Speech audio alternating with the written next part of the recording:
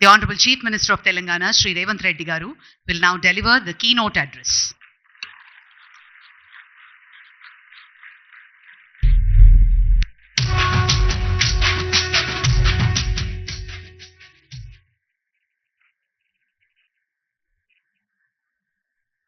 Young India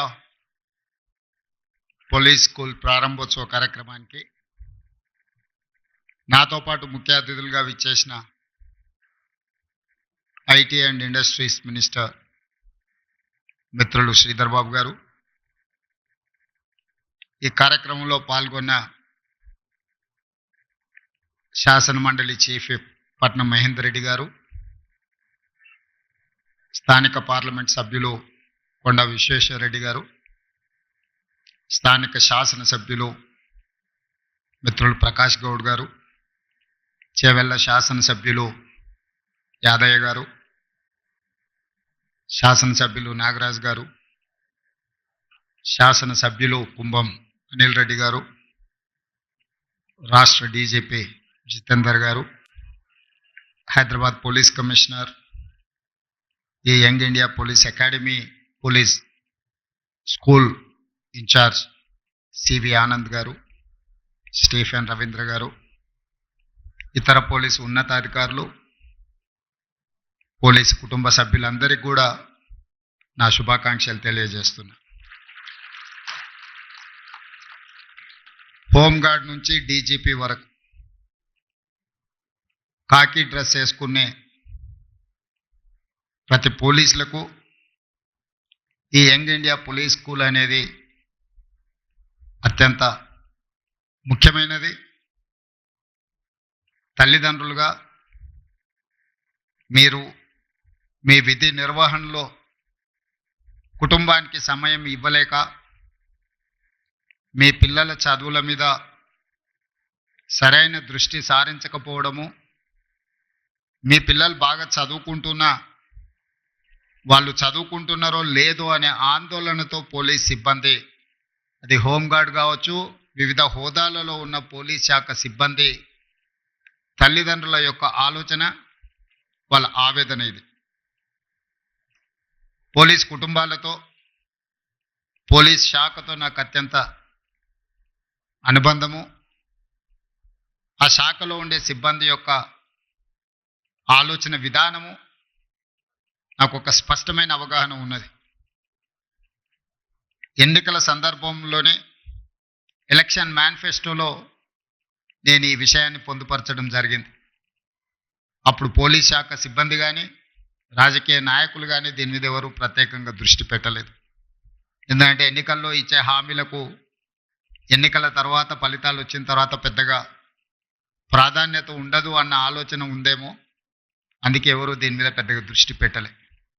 కానీ దేశ స్వతంత్రం వచ్చిన తర్వాత మొట్టమొదటి ప్రధానమంత్రి పండిత్ జవహర్లాల్ నెహ్రూ గారు ఈ దేశం యొక్క సమస్యను, భవిష్యత్ తరాల యొక్క అవసరాలను గుర్తించి ఆనాడు పండిత్ జవహర్లాల్ నెహ్రూ గారు బిజిలీ, పానీ, సడక్, ఈ దేశం యొక్క మౌలిక స్వరూపం మారాలి అనంటే విద్యుత్తు ఉండాలి, తాగునీరు సాగునీరును అందించాలి, పల్లెటూర్ల నుంచి పట్టణాల వరకు రోడ్డు రవాణా వ్యవస్థ ఉండాలి అని ఆలోచన చేసి బాక్రానంగల్ నుంచి నాగార్జున సాగర్ డ్యామ్ వరకు పండిత్ జవహర్లాల్ నెహ్రూ గారి విధానంలో ఆ రోజు ఈ దేశం అభివృద్ధి పదం వైపు నడిచింది. ఆ రోజు ఎడ్యుకేషన్ అండ్ ఇరిగేషన్ ఆలోచన కూడా పండిత్ జవహర్లాల్ నెహ్రూ గారు చేశారు. అందుకే ఈరోజు ఈ దేశంలో ఉన్న గొప్ప గొప్ప యూనివర్సిటీలు అన్నీ కూడా పండిత్ జవహర్లాల్ నెహ్రూ గారు ఉన్నప్పుడే పునాదులు పడ్డాయి.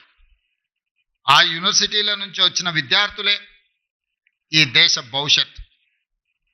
ఆనాడు నిర్మించిన సాగునీటి ప్రాజెక్టులే ఈ దేశం ఆకలి కేకల నుంచి ప్రపంచానికి ఆహార ధాన్యాలను అందించే స్థాయికి ఈరోజు ఈ దేశం అభివృద్ధి చెందింది అంటే ఆనాటి మొట్టమొదటి ప్రధానమంత్రి ఒక గొప్ప ఆలోచన చేసి ఒక దార్శనికత చూపించడంతో ఈరోజు ప్రపంచ దేశాలతో పోటీ పడగలుగుతుంది. ఆ తర్వాత శ్రీమతి ఇందిరాగాంధీ గారు దళితులు, గిరిజనులు, ఆదివాసీలు బలహీన వర్గాల యొక్క ఆకలి కేకలను ఆలోచనను చూసి రోటీ కప్డా ఔర్ మకాన్ అనే స్లోగన్ తోటి ప్రజలకు రోటీ కప్డా ఔర్ మకాన్ అనే విధానాన్ని తీసుకొచ్చి పేదలకు సహాయాన్ని అందించారు. ఆ తర్వాత రాష్ట్రాలను తీసుకున్నప్పుడు ఈ మధ్యకాలంలో ఎక్కడికి వెళ్ళినా పాత్రికేయ మిత్రులు కానీ రాజకీయ విశ్లేషకులు ప్రతి ముఖ్యమంత్రికి ఒక బ్రాండ్ ఉన్నది, మీరు 16 నెలలైన ముఖ్యమంత్రి అయ్యి మీరు ఏ బ్రాండ్ క్రియేట్ చేసుకోలేకపోతున్నారు ఎందుకు అని ప్రశ్నిస్తున్నారు. నేను చాలా సందర్భాలలో నవ్వి వదిలేసిన, ఎందుకంటే ప్రశ్న అడిగేవాళ్ళు నేను ఏ బ్రాండ్ కోసం ప్రయత్నం చేస్తున్నో వాళ్ళ అవగాహన చేసుకునే పరిస్థితుల్లో లేరు అని. మొట్టమొదటిసారి 2 రూపాయలకు కిలో బియ్యం ఇచ్చిన ఎన్టీ రామారావు గారు పేదవాడు తెల్లన్నం తిన్నప్పుడల్లా వారిని గుర్తు చేసుకుంటాడు. ఐటీ కంపెనీలను, హైటెక్ సిటీని ఇవి చూసినప్పుడు చంద్రబాబు నాయుడు గారు గుర్తొస్తాడని చెప్తారు. అదేవిధంగా జలయజ్ఞం వ్యవసాయాన్ని ప్రాధాన్యతగా తీసుకొని ఉచిత కరెంటు నుంచి సాగునీటి ప్రాజెక్టుల వరకు రైతుల సమస్యలను చర్చించినప్పుడు రైతు బాంధవుడుగా డాక్టర్ వైఎస్ రాజశేఖర రెడ్డి గారు గుర్తొస్తారు. సరే, ఇంకొంతమంది కొన్ని రకాలుగా కొన్ని బ్రాండ్స్ క్లెయిమ్ చేస్తూ ఉంటారు, ఉద్యమకారులమని, తెలంగాణ ప్రదాతలమని. వాళ్ళ గురించి నేను పెద్దగా చర్చించదలుచుకోలేదు. మరి మీరు ఏ బ్రాండ్ లేకుండానే అన్నోటీస్డ్ చీఫ్ మినిస్టర్గా మీరు రావడం పోవడం జరుగుతుందా అని చెప్పి విశ్లేషకులు, శ్రేయోభిలాషులు అడుగుతున్నారు. నేను ఒక మాట చెప్పదలుచుకున్న ఈ వేదిక మీద నుంచి విశ్లేషకులకు, విమర్శకులకు, ఈ రాష్ట్రంలో ఉండే ప్రజలకి, young India is my brand. I wanted to create an brand that is called young India. 1000 సంవత్సరాల చరిత్ర కలిగిన మానవుల కోసం దేశాలు, సరిహద్దులు అనేటివి కృత్రిమంగా మనం సృష్టించుకున్నవే. ఒకప్పుడు రాజ్యాలు ఉన్నప్పుడు బలవంతుడైన రాజు ఆక్రమించుకుంటూ పోతే పెద్ద పెద్ద రాజ్యాలు ఉండేటివి. మళ్ళీ సామంతులు స్వతంత్రం ప్రకటించుకుంటే అవి చిన్న రాజ్యాలుగా మారినాయి. రాజ్యాల సరిహద్దులు మనం సృష్టించుకునే. ఈరోజు వీసా విధానం ఒకప్పుడు పాకిస్తాన్, ఆఫ్ఘనిస్తాన్ వరకు అఖండ్ భారత్. కానీ దేశ విభజన జరిగిన తర్వాత బంగ్లాదేశ్, పాకిస్తాన్, ఆఫ్ఘనిస్తాన్ రకరకాల దేశాలుగా ఈరోజు వీసాలు తీసుకొని మనం వెళ్తున్నాం. ఈ సరిహద్దులు అన్నీ కూడా మనం కృత్రిమంగా సృష్టించుకున్న సరిహద్దులే, మానవులు తయారు చేసుకున్న సరిహద్దులు. కానీ వీళ్ళందరికీ అవసరమైన అవసరాలు ఏమి? వీటి మీద ప్రత్యేకమైన దృష్టి పెట్టాల్సిన అవసరం పాలకుల మీద ఉన్నది. అది రాజ్యాలు కావచ్చు, స్వతంత్ర భారతదేశం కావచ్చు. భారతదేశానికి స్వతంత్రం వచ్చి 75 సంవత్సరాలు పూర్తి చేసుకున్నామంటే this is one of the youngest country in the world. స్వతంత్ర భారతదేశంగా 75 సంవత్సరాలు అనేది చాలా చిన్నది. మనం పురాణాలను విన్నప్పుడు, చరిత్రలు చదివినప్పుడు 1000 సంవత్సరాల చరిత్ర గురించి మాట్లాడుకుంటున్నాం, చర్చించుకుంటున్నాం. 1000 సంవత్సరాల చరిత్రలో 75 సంవత్సరాలు అనేది ఒక చిన్న ప్రయాణం మాత్రమే. ఈ చిన్న ప్రయాణంలో ఎంతోమంది ప్రధానమంత్రులు, ముఖ్యమంత్రులు, మంత్రులు రకరకాలుగా వచ్చిండ్రు.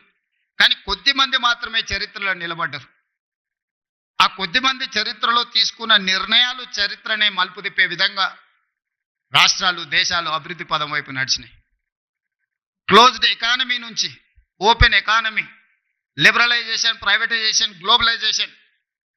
ఆనాడు మన బిడ్డ పివి నరసింహారావు గారు, తెలంగాణ బిడ్డ, ఈ దేశానికే దార్శనికుడుగా మారి ప్రపంచానికే పోటీ పడే దేశంగా తీర్చిదిద్దినవాడు పివి నరసింహారావు గారు.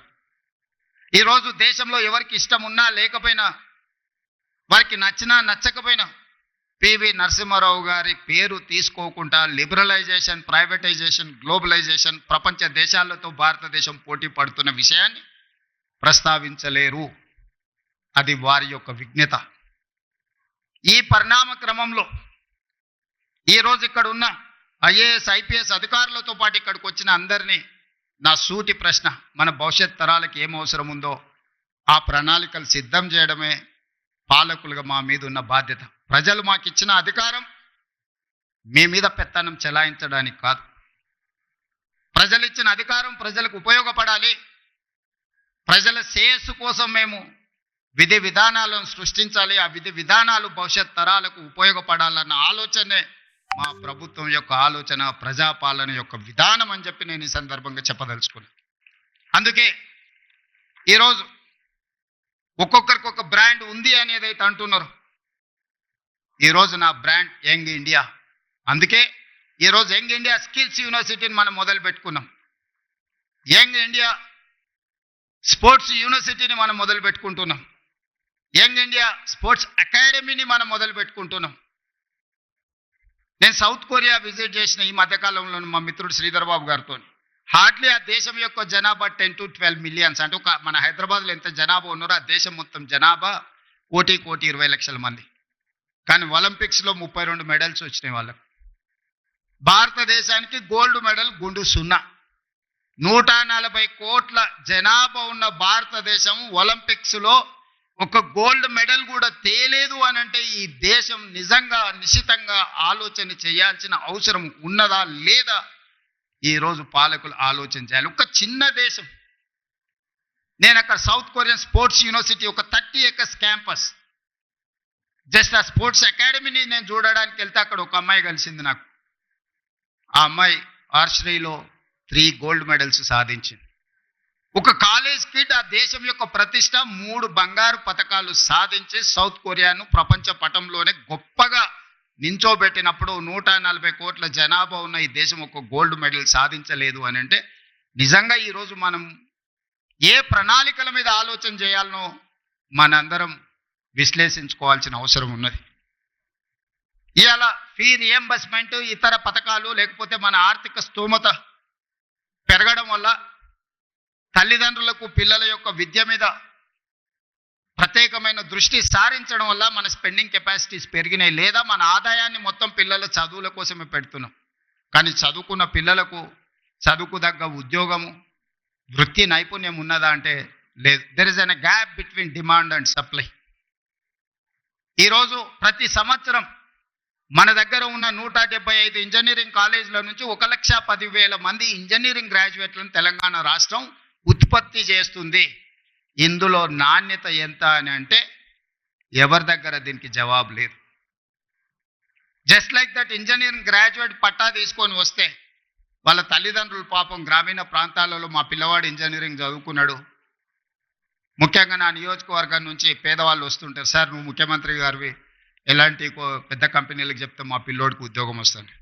ఆ కంపెనీ వాళ్ళతో మాట్లాడితే వాళ్ళు అతన్ని ఇంటర్వ్యూ చేస్తే ఆయన అప్లికేషన్ ఫామ్ కూడా నింపుకోలేకపోతున్నాడు. సార్ ఏ రకంగా ఉద్యోగం ఇవ్వాలి, మేము ఈ బరువును మోయలేము, మేము ఒక మనిషిని తీసుకుంటే డబ్బులు కాదు, ఆఫీస్లో ఒక కుర్చీ, ఫ్యాను, ఏసీ, అతనికి కావాల్సినవి అన్నీ ఇస్తే ఇట్లా ఒక 10 మంది మా సంస్థలో చేరినంటే మా సంస్థ ఉద్యోగాలు ఇచ్చుడు కాదు, మేము ఉద్యోగాలు ఎత్తుకుంటూ పోవాల్సి వస్తుంది సార్ అని చెప్తున్నారు వాళ్ళు.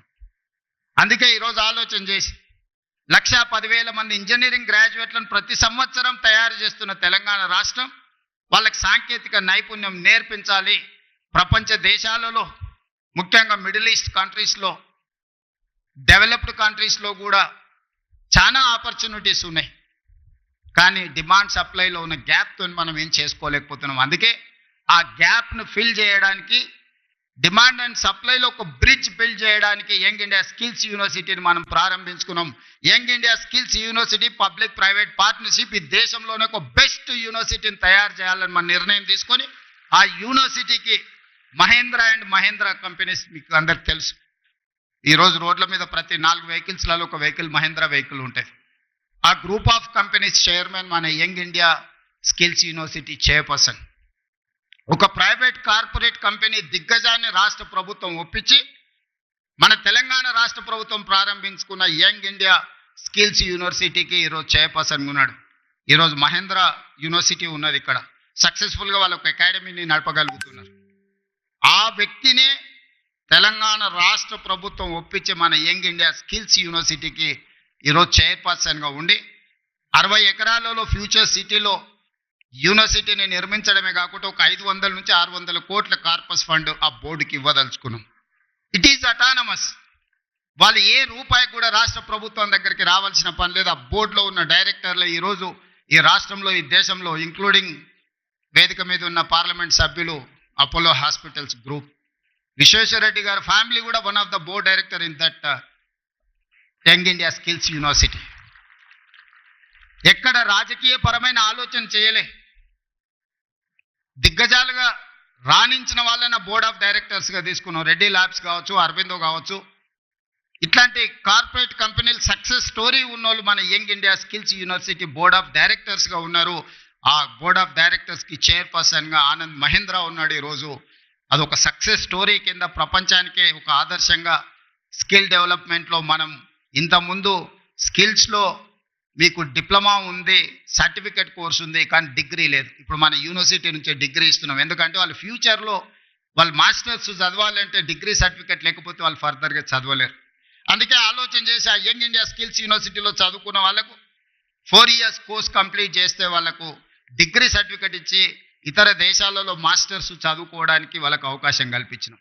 థియరీనే కాకుండా 50% ఆఫ్ ద అకాడమిక్ టైంలో ప్రాక్టికల్స్ ఆయా కార్పొరేట్ కంపెనీలే డైరెక్ట్గా తీసుకొని వాళ్ళ కంపెనీలలో వాళ్ళకి ట్రైనింగ్ ఇచ్చి డైరెక్ట్ రిక్రూట్మెంట్. ఈరోజు స్కిల్స్ యూనివర్సిటీలో శిక్షణ పొందే వాళ్ళను డైరెక్ట్గా ముందుగానే కార్పొరేట్ కంపెనీలు వాళ్ళ దాంట్లో అబ్జర్వ్ చేసుకుంటున్నారు. సో ఈ మధ్య ఫస్ట్ బ్యాచ్ తీసుకున్నారు, అందరికి ఉద్యోగాలు వచ్చినాయి. అందరికి ఎంతమంది చేరారో 100% యంగ్ ఇండియా స్కిల్స్ యూనివర్సిటీలో జాయిన్ అయిన ప్రతి యువకుడికి యువతికి ఈరోజు ఉద్యోగ భద్రత ఉన్నది. వాళ్ళకి సిలబస్ నుంచి శిక్షణ వరకు ఆ కార్పొరేట్ కంపెనీలే బాధ్యత తీసుకున్నాయి. ఉద్యోగ భద్రతను ఆ కార్పొరేట్ కంపెనీలే కల్పిస్తున్నాయి. అదే కాకుండా ఈరోజు యంగ్ ఇండియా స్పోర్ట్స్ యూనివర్సిటీని కూడా మనం as a policy we have taken a decision. ఇప్పుడు ఆ young India sports university sports అకాడమీకి కూడా ఈ దేశంలో ఉండే పెద్ద కార్పొరేట్ కంపెనీలు అందరినీ చేసి పెద్ద కంపెనీల యజమానులే ముందుకు వచ్చారు ఆ బోర్డుకి లేకపోతే ఆ యూనివర్సిటీకి చైర్పర్సన్కి ఉంటామని. ఇప్పుడు ఆ పోటీ పడే వాళ్ళ దగ్గరలో కొంతమందిని షార్ట్ లిస్ట్ చేసి ఈరోజు మనం తీసుకోవాలనుకుంటున్నాం. ఇదే కాదు, ఈరోజు ఎస్సీ ఎస్టీ బీసీ మైనారిటీలకు రెసిడెన్షియల్ స్కూల్స్ పెట్టిన మేము చెప్పినాం. కానీ ఏ స్కూల్కి కానీ ఎక్కడ కనీస వసతులు కూడా లేవు. చిన్న చిన్న పౌల్ట్రీ ఫామ్లలోనో లేకపోతే 4 రూముల్లో 2000 మంది స్టూడెంట్స్ని ఉంచే పరిస్థితి. 4 బాత్రూమ్లు ఉంటే 2000 మంది పిల్లలు ఉన్నారు. ఒక్క బాత్రూమ్ ఉంటే 1000 మంది ఆడపిల్లలు ఉన్నారు. ఇట్లాంటి పరిస్థితుల్లో మన దగ్గర ప్రారంభించిన SC ST BC minority residential schools ఏవైతే ఉన్నాయో వాటన్నిటిని కూడా నిశితంగా గమనించి young India integrated residential schools అని ఒక 25 acres క్యాంపస్ విత్ 200 crores డెవలప్మెంట్తోని మొన్ననే 58 స్కూళ్ళకు పర్మిషన్ ఇచ్చిన ప్రతి నియోజకవర్గంలో ఒక young India integrated residential schools where they can study more than 2500 students in one campus. SC ST BC minority and other స్టూడెంట్స్ని ఒక కార్పొరేట్ స్కూళ్ళతో కార్పొరేట్ కాలేజీలతో ఒక యూనివర్సిటీతో పోటీ పడే విధంగా 25 ఎకరాలల్లో ఇన్ఫ్రాస్ట్రక్చర్ కోసం ఈచ్ స్కూల్కి 200 crores మొన్ననే 11,500 crores మన బడ్జెట్లో ఫండ్స్ రిలీజ్ చేసిన. ఎందుకంటే ఈ దేశం భవిష్యత్తు తరగతి గదుల్లో ఉన్నది. తొందరలోనే నిన్న మొన్న బేసిక్ ఎడ్యుకేషన్లోనే గవర్నమెంట్ విధానంలో ఒక చిన్న అస్పష్టత ఉన్నదని నాకు అనిపించింది. నిన్న మొన్న ఎక్స్పర్ట్స్తోని ఎడ్యుకేషన్ కమిషన్తోని జయప్రకాష్ నారాయణ లాంటి వాళ్ళతో చాలామందితో నేను చర్చలు చేసిన. ప్రైవేట్ స్కూల్కి గవర్నమెంట్ స్కూల్కి ఉన్న తేడా ఏంది? ఈ దేశంలో ఈ రాష్ట్రంలో 29,500 గవర్నమెంట్ స్కూల్స్ ఉంటే 18,50,000 మంది స్టూడెంట్స్ ఉన్నారు. కానీ ప్రైవేట్లో 11,500 స్కూల్స్ ఉంటే 36 లక్షల మంది స్టూడెంట్స్ ఉన్నారు. కానీ టీచర్స్ ఎడ్యుకేషన్ క్వాలిఫికేషన్ చూపిస్తే గవర్నమెంట్ స్కూల్స్లో ఉన్న far better, highest qualification in the గవర్నమెంట్లో ఉన్న వాళ్ళకి ఎంఏ పీజీలు పిహెచ్డీలు చేసిన వాళ్ళు ఉన్నారు, ఎంఏ బిఎడ్ చేసిన వాళ్ళు ఉన్నారు. వేరాజ్ in private schools hardly graduates ఉంటే కూడా ఎక్కువగా ఉన్నది. కానీ 11,500 ప్రైవేట్ స్కూళ్ళల్లో చదువుకుంటున్న విద్యార్థులు 36 లక్షల మంది అయితే 29,500 స్కూల్స్ ఉన్న గవర్నమెంట్లో చదువుకుంటున్నది 18.5 లక్షల మంది విద్యార్థులే చదువుకుంటున్నారు. మన విద్యా విధానంలో లోపం ఎక్కడుందని నేను ఆలోచన చేస్తే 5 years కంప్లీట్ అయిన వాళ్ళనే ఫస్ట్ క్లాస్లో స్కూల్కు పంపాలని గవర్నమెంట్ స్కూల్స్ డెసిషన్ తీసుకున్నాయి. Whereas in private schools nursery UKG LKG 3 years complete అయినప్పుడే 3+కి నర్సరీ, 4+కి యూకేజీ, 5+కి ఎల్కేజీ, ఆ తర్వాత ఫస్ట్ క్లాస్ నుంచి. సో ఇనీషియల్గానే తల్లిదండ్రులు వాళ్ళ పిల్లల్ని ప్రైవేట్ స్కూల్కి పంపించిన తర్వాత ఫస్ట్ క్లాస్కి మళ్ళీ తీసుకొచ్చి గవర్నమెంట్ స్కూల్లో చేర్పించే విధానమే మనం మొత్తం దెబ్బతినిపోయినాము. అందుకే ఈరోజు ఆలోచన చేసినాం, బేసిక్స్లోనే ప్రభుత్వము విద్యార్థులను చేర్చుకోకపోవడం వల్ల 3 సంవత్సరాలు ప్రైవేట్ స్కూల్లో నర్సరీ, యూకేజీ, ఎల్కేజీకి పోయిన తర్వాత ఫస్ట్ క్లాస్కి మళ్ళీ గవర్నమెంట్ స్కూల్స్కి వచ్చే అవకాశం చాలా తక్కువ ఉంది. కాబట్టి దీనికి పరిష్కారం నర్సరీ, యూకేజీ, ఎల్కేజీ గవర్నమెంట్ ఆధ్వర్యంలోనే పెట్టుకొని ప్రైవేట్ పిల్లలకి ఎట్లయితే ట్రాన్స్పోర్ట్ ఫెసిలిటీ ఎట్లయితే ఇస్తున్నారో ఫ్రీ ఆఫ్ కాస్ట్ మనం ట్రాన్స్పోర్ట్ ఫెసిలిటీతో పాటు బ్రేక్ఫాస్ట్, లంచ్, ఈవినింగ్ స్నాక్స్ కూడా ఈ పిల్లలకి ఇచ్చి ఒక ప్లే స్కూల్ని రన్ చేయాలా. ప్రతి దగ్గర పేదోళ్ళు ఎవరైతే ఉన్నారో మారుమూల పల్లెల్లో, తండాలలో ఉండే పిల్లలకు ఒక మంచి ఎడ్యుకేషన్ ఇవ్వాలి అని ఈ మధ్యలోనే నిర్ణయం తీసుకున్నాం. తొందరలోనే ఇప్పుడు ఫస్ట్ క్లాస్ నుంచి ఉండే విద్యా విధానాన్ని నర్సరీ, ఎల్కేజీ, యూకేజీ వీటన్నిటిని కూడా ఒక కంపోజిషన్ కింద తీసుకొని ఈ ప్రీ స్కూల్ని కూడా ఈరోజు మనం గవర్నమెంట్లో ప్రారంభించుకోవాలనుకుంటున్నాం. ఈరోజు ఈ పోలీస్ స్కూల్ కూడా చాలామంది మా army school, Sainik school, national defence academy నుంచి వచ్చినాం. రకరకాల బ్రాండింగ్ అంటే దేశ సేవలో ఉన్న, దేశ రక్షణలో ఉన్న సిబ్బంది డిఫెన్స్ కానీ, నేవీ కానీ, ఆర్మీ కానీ వాళ్ళ స్కూల్స్ చాలా గొప్పగా చెప్పుకుంటున్నారు. ఆ స్కూల్లో చదవడమే ఒక గొప్ప అవకాశంగా తల్లిదండ్రులు భావిస్తున్నారు. ఆ స్కూల్లో ఉండే పిల్లలు చాలా గొప్పగా, వాళ్ళు చాలా గర్వంగా చెప్పుకుంటున్నారు. నేషనల్ డిఫెన్స్ అకాడమీ నుంచి వచ్చిన, ఆర్మీ స్కూల్ నుంచి వచ్చిన, సైనిక్ స్కూల్ నుంచి వచ్చిన అని.